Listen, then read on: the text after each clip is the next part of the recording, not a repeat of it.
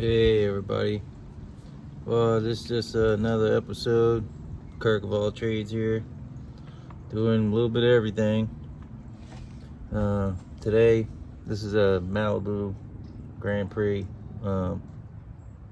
Just had some issues with spark and stuff, and there's a whole bunch of videos I'm doing on this thing, and just kind of keep people updated on the progress and how I'm doing everything. I haven't even got to the fun body and paint parts yet. We're just trying to get this thing fired up as it's been sitting a while. I had a whole bunch of mud divers inside of here, and got all the mud divers out, cleaned it up, but the points weren't opening and closing because they had basically they had some mud inside of here. So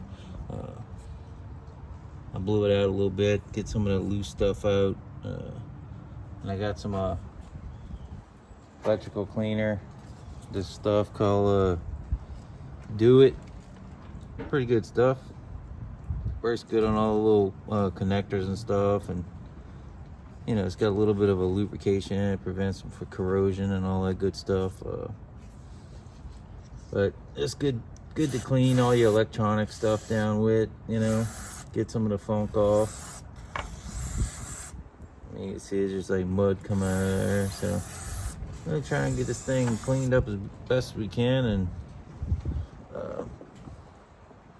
try and get this thing fired up. I was able to get the they have a little nut that holds the fan on, and it's got the little bearing. Probably needs a little love and replacement. But this basically it's got some numbers on it, so I might be able to replace that. This runs on a fuel pump, and the fuel pump's actually on this cover, and it kind of like spins. Kind of hard to see, but yeah, there's some kind of fuel pump on there. It's a Ford fuel pump, but this little thing comes out of this hole, and it's like offset, so it gives a little pulse and makes the pump work. But this here's the fan. Was able to use a little Harbor Freight steering wheel puller head around here. I don't use them too often, but let's see. I'll put this thing down so everybody can see here as best as I can. I'm not an expert on filming yet, but I can take pretty good pictures. Bird photography, but that's a whole nother deal. So this is just this is a setup I did right here to get the fan off of here. So at least I thought this thing was gonna be a nightmare to get off. It's aluminum, it's on a steel crank, but even though it has like a steel insert, stuff that sits for any long period of time, I know I always will have trouble with it. Let's see if I can do a little quicker there. All right, so we're closer to getting running. I bought a solenoid, an ignition switch, and I'm not too sure how much I touched up on it on the last video. I left the wires real long. This is just to get this thing spun over with a key. So got your little O'Reilly special key and ignition switch. I mean, they're like 12 bucks, really not much of anything. I did buy a Ford solenoid, tried that, and it didn't work. It was bad. I tried grounding it to the frame, tried grounding the piece to the frame, and tried grounding the other post. It was a 4-post one, so it didn't work. I'm just like, screw it.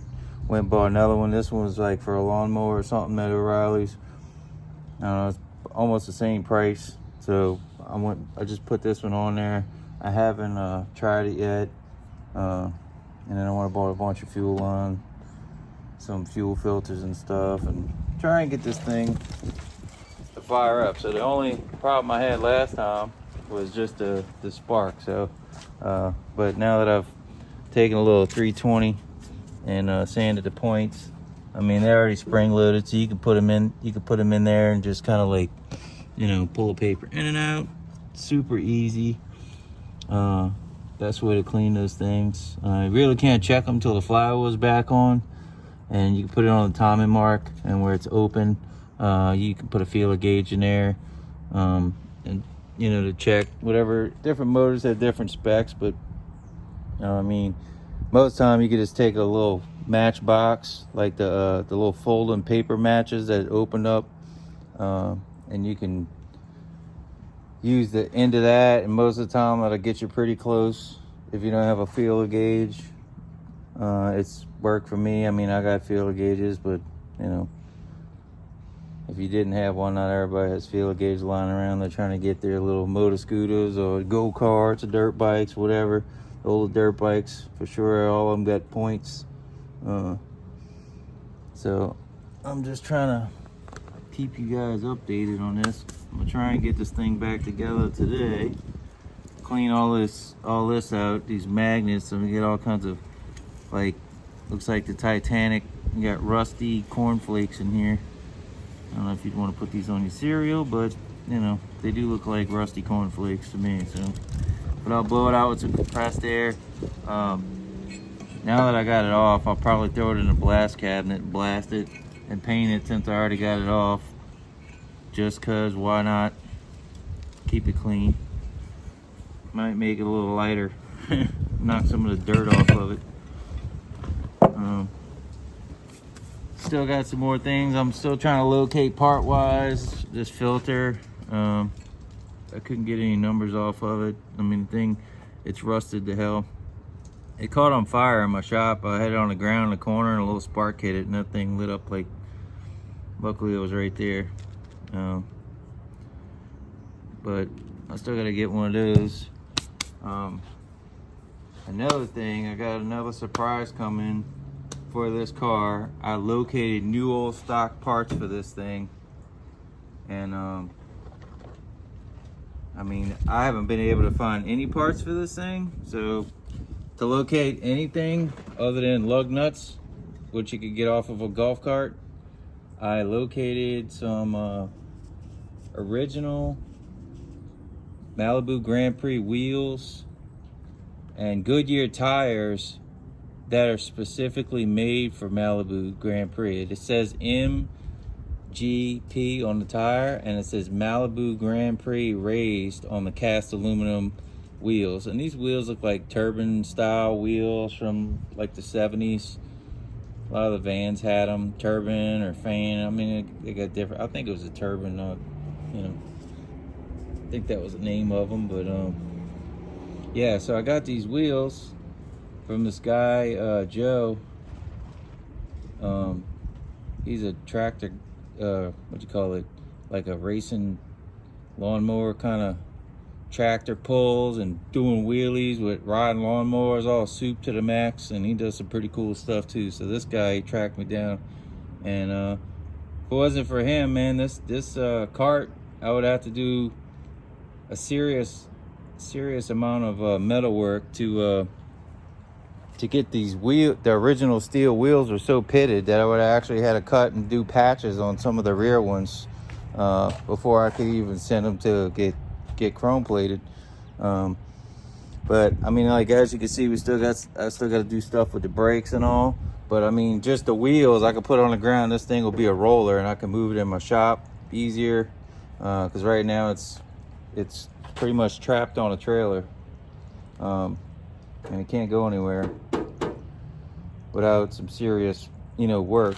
And I did locate a whole bunch of some blue anodized 1/8 inch rivets. So I guess if my helper gets bored this week and he runs out of shit to do, I always got enough side projects around here to keep him busy. I'll have him start drilling out spot wells on here, wet sanding it all down, and then I'll do all the polishing them with my bench polisher and make that thing look like a mirror.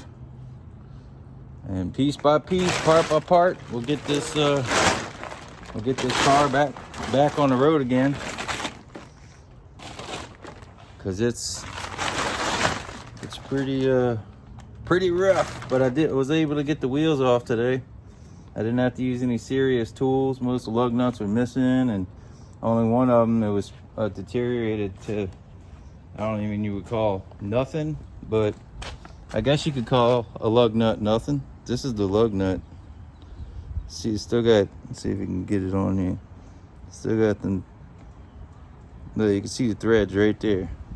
It's barely has any threads on it. So, I mean, that was one of the lug nuts. That was the only one holding the front wheel.